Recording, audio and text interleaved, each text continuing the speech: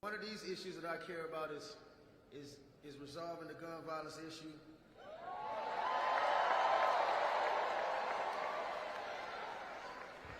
And you can't understand the struggles of gun violence if you're not in the field or in the heart of it. So one thing I learned about working with Vice President Harris is she always stand on business. And if you want to keep on your mind, you know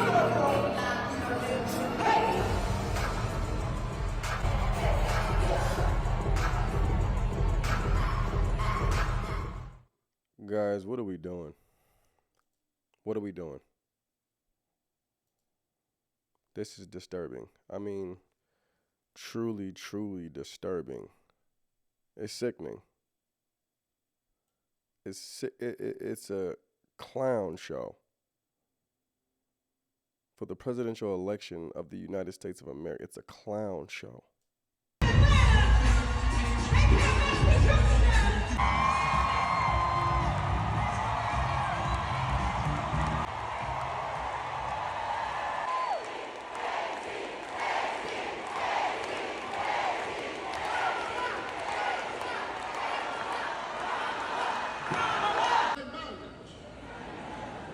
And so this campaign, folks, is about freedom. And so the question is, do you want to be free? Or do you want to go back? We want freedom, right? If you want freedom, you got to vote like you never voted before. You got to put your hands up! Put your hands up! And if you want to keep going your body, ladies, let me hear you say, hey, black crazy curtain plate. Black crazy curtain plate.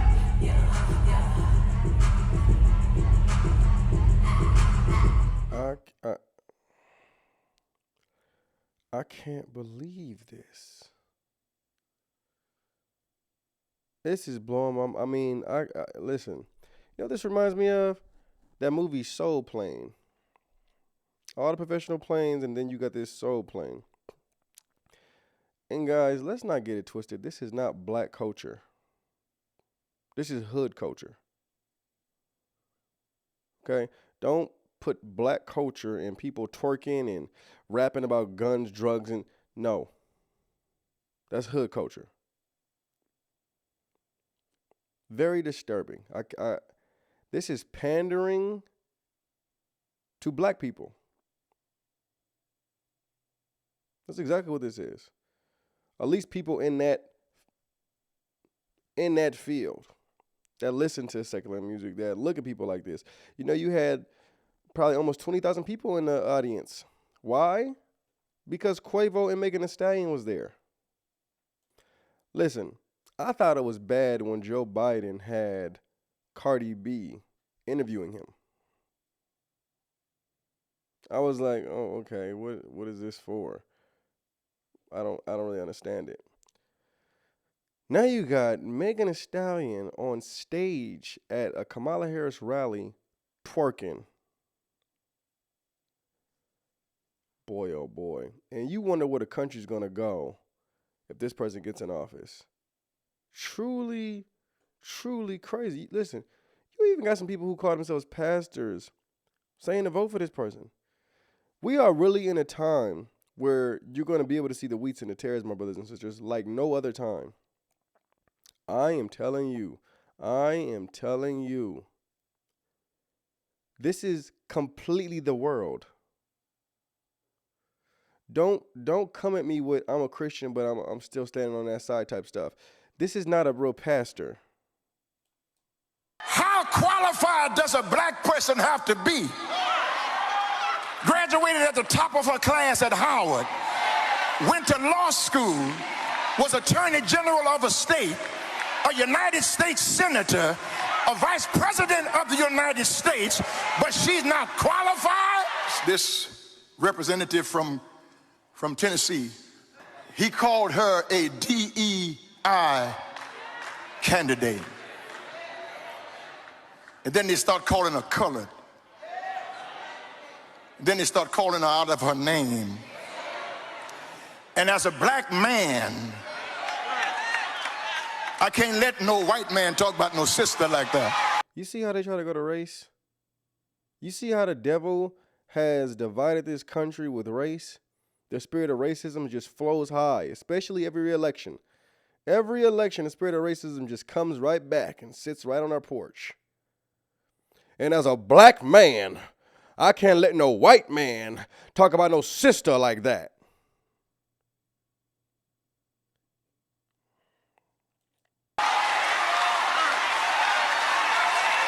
And I not take offense to it.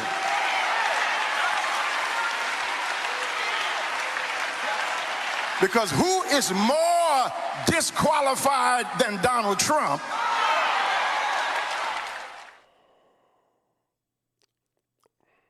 So a woman who started off her campaign at the RuPaul drag show puts money into transgender organizations, is completely for that and wants to push transgenderism, wants to push kids getting surgery, changing their gender, wants to push abortion. So much against God. I mean, it's disturbing. So for a person who says he's a man of God to come out and get behind something like that is crazy to me. Like, I don't think you guys understand how crazy that is to me. It's really blowing my mind. This is the same girl who said she wanted to allow prisoners to change their gender, to have a surgery in jail.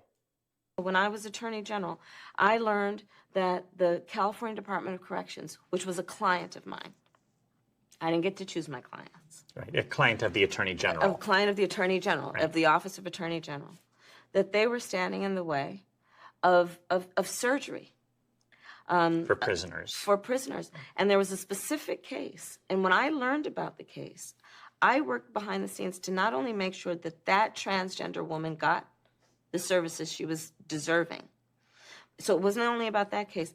I made sure that they changed the policy in the state of California so that every transgender inmate in the prison system would have access to the medical care that they desired and need.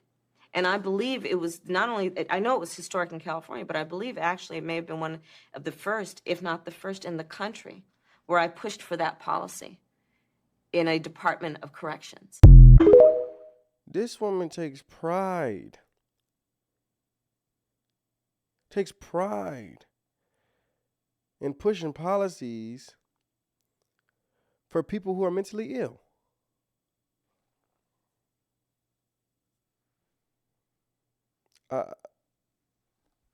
I'm baffled. I mean, for people to even argue about this situation is this is like the most clear it's ever been with somebody who's completely against God when it comes to an election. This is the most clear it's ever been. I've never seen a candidate this clear on being far from God. I think she Hindu. Kamala never even came out to say she was black until she became vice president. All her life she was Indian. I hate to say it, man, but like, they're proving how a lot of minorities are fools. Gullible fools.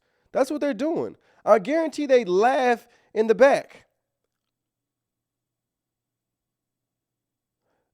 I guarantee you, these candidates, they be laughing at people in the back.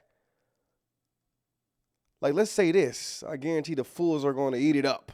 Like when Hillary Clinton told Charlamagne the God that she keeps hot sauce in her purse. What's one thing you keep in your purse? Hot sauce. Sounds like you're pandering to black people. Is it working?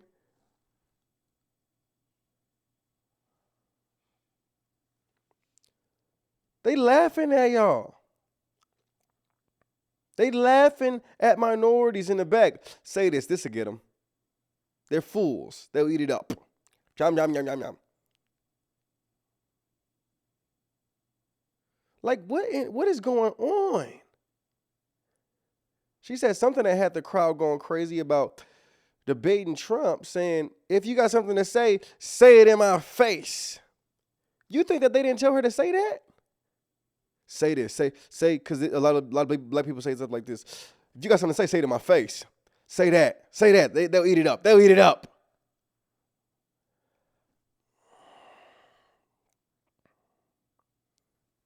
Boy, oh boy. This is scary.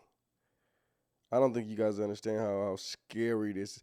This is scary. Scary. I cannot believe we're witnessing this. I honestly can't believe we're witnessing this. This is outrageous, my brothers and sisters. If this person ends up in the White House, we are going to be in a real life Hunger Games. We're going to be in a real life Hunger Games. A lot of y'all need to snap out of it. Whoever is still thinking Kamala Harris is a good candidate to be in the White House, I pray you snap out of it. And even thinking about going to vote for this type of lady, I pray you snap out of it. Because you're voting for transgenderism. You're voting for pride.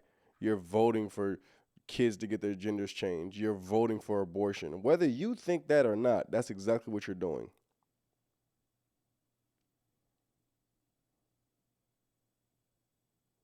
And listen, if you don't want to vote the other way, just don't vote. But I would never, ever, ever vote for somebody like that. Especially being a Christian and a man of God. So to see somebody who calls himself a pastor trying to get behind somebody like that is disturbing. He's no pastor. He's no brother of mine. Many will come to the Lord and say, but Lord, I prophesied in your name. I cast out demons in your name. I don't know you. Back up. And we wonder why. The son of perdition will sit in the temple of God pretending to be God. That word temple is the Greek word naos. It means spiritual temple. So the son of perdition is sitting in a lot of temples and a lot of men who are supposed to be men of God. And you wonder who they are. You wonder who they are. Well, we're going to start to see them for sure. Getting behind things like this gives you a better idea. Let me know what you guys think in the comments. I love you guys. God bless. Shalom.